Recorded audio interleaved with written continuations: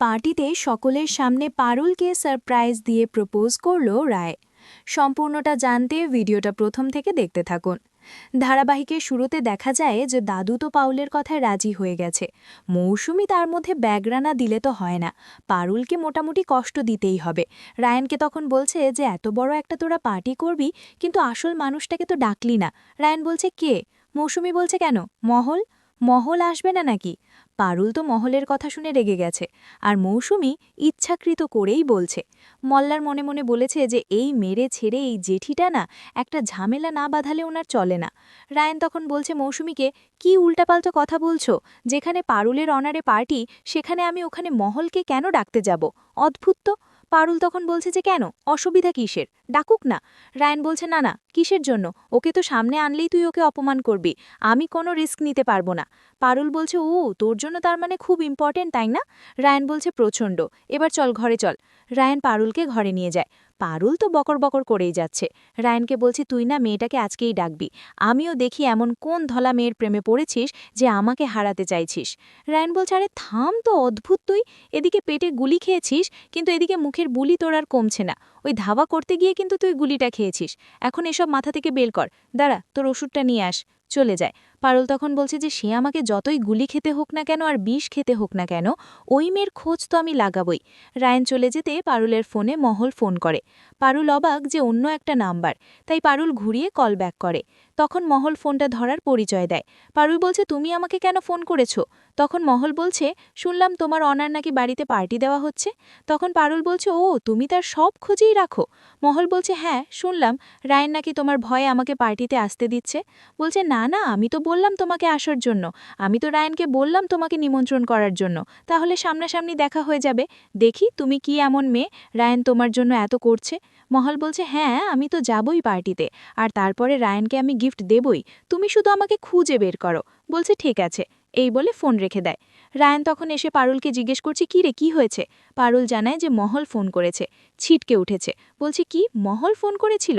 পারুল বলছে হ্যাঁ, আমি তো ভেবেছিলাম যে ওকে নিমন্ত্রণ করব পার্টিতে আসার জন্য, সামনাসামনি দেখে নেব, কিন্তু ওই আমাকে ফোন করে চ্যালেঞ্জ করেছে যে ও এখানে আসবে আর আমাকে নাকি ওকে খুঁজে বার করতে হবে, আর আমি নাকি কিছু করতে পারবো না।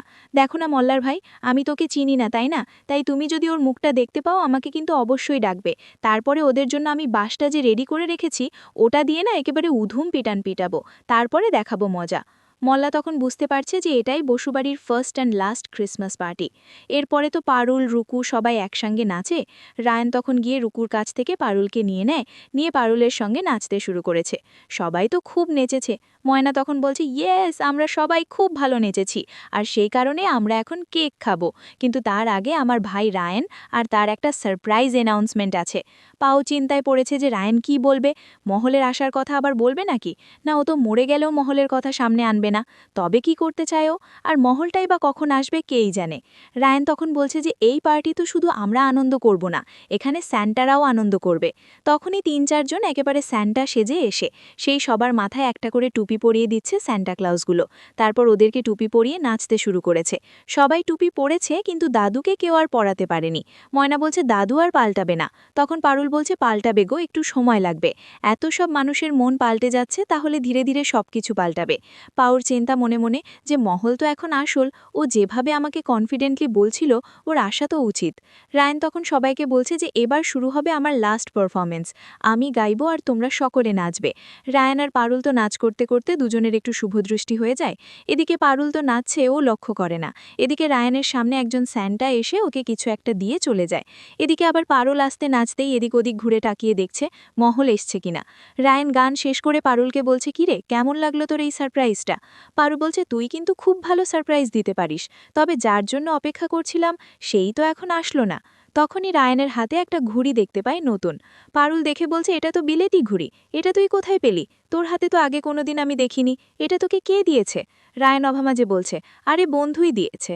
তখন বলছে ও বন্ধুই তো, তার মানে মহল তোকে এটা দিয়েছে তাই না, এখানে এসে দিয়েছে তাই না, পার্টিতে এসে গেছে নাকি ও? কই আমি তো কোথাও দেখতে পেলাম না ওকে। রায়ান বলছে আমি বুঝতে পারছি না তুই মহলকে নিয়ে কেন পড়ে আছিস বলতো, পার্টিটা একটু ভালো করে এনজয় করো না। পারুল তো তখন স্যান্টাতে দেখে ওর খুব সন্দেহ হয়, সব কটা স্যান্টার দিকে বারবার করে দেখছে। তাহলে সন্দেহ কে বলছে? বাইরে থেকে তো কেউ আসেনি, আর এই সময়ের মধ্যে এসে তোকে ঢুকে গিফটও দিয়ে দিল। কে এসেছিল বলতো সত্যি করে? বলছে ছাড় না। বলছে ছাড়বো কেন, আমি তো এই স্যান্টা ছাড়া আর কাউকে আসতে দেখিনি ভিতরে। তার মানে মহল স্যান্টা সেজে এমখানে লুকিয়ে আছে, আমি সেটা বুঝতে পারিনি। রায়ান তো পুরো হাঁ হয়ে গেছে যে পারুল কিভাবে ধরে ফেললো। বলছে দাঁড়া, আমি দেখাচ্ছি এই মেয়েটাকে মজা। পারুল ছুটে যায়, প্রথমে একটা স্যান্টার চুলটা খুলে দেয়, দেখে সে ছেলে। পারুল তো দুটো স্যান্টার চুল খুলে দেয়, তারপর অস্থির হয়ে গেছে। রায়ান পারুলকে বলছে তুই কি করছিস?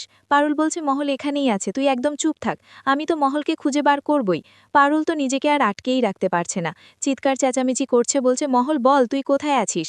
রায়ান বলছে পারুল বিহেভ। পারুল বলছে তুই একদম চুপ থাকবি, একটাও কথা বলবি না, তুই হচ্ছিস সব নষ্টের গোড়া। আজ আমি ওই মেয়েকে তোর সামনে আনবই, তুই আমাকে আটকাতে পারবি না। তখনই পারুল দেখছে যে একটা স্যান্টা ওখান থেকে পালাচ্ছে। পারুল দেখেই তোর নিজের কথা না ভেবেই ছুটে যায়। প্রথমেই তো ময়নাকের সঙ্গে ধাক্কা লাগে। ময়না বলছে পারুল কেক খাও। পারুল বলছে তুমি খাও কেক, আমি আসছি, বলেই পারুল চলে যায়। রায়নও ছুটে যায়। ময়না বলছে যা বাবা, কেক না খেয়ে চলে গেল। এদিকে পারুল তো মহলের পিছনে ছুটছে। রায়ন গিয়ে পারুলকে আটকিয়েছে, বলছে পারুল এসব কি হচ্ছে? পারুল তো দিয়েছে একটা রায়নকে ঘুষিয়ে, রায়ন ছিটকে পড়েছে।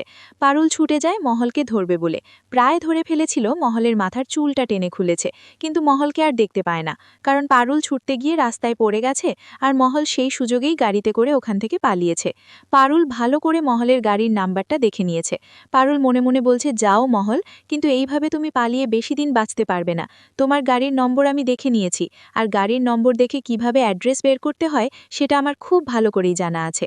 তোমাকে তো আমি এক ফোঁটাও ছাড়ব না মহল। রায়ান তখন ছুটে এসে পারুলকে বলছে পেটে লেগেছে তো, পেটে গুলি খেয়েও তবুও তুই শান্ত নেই, কি যে করিস না। রায়ান পারুলকে টেনে তোলে। পারুল বলছে ছাড় তো।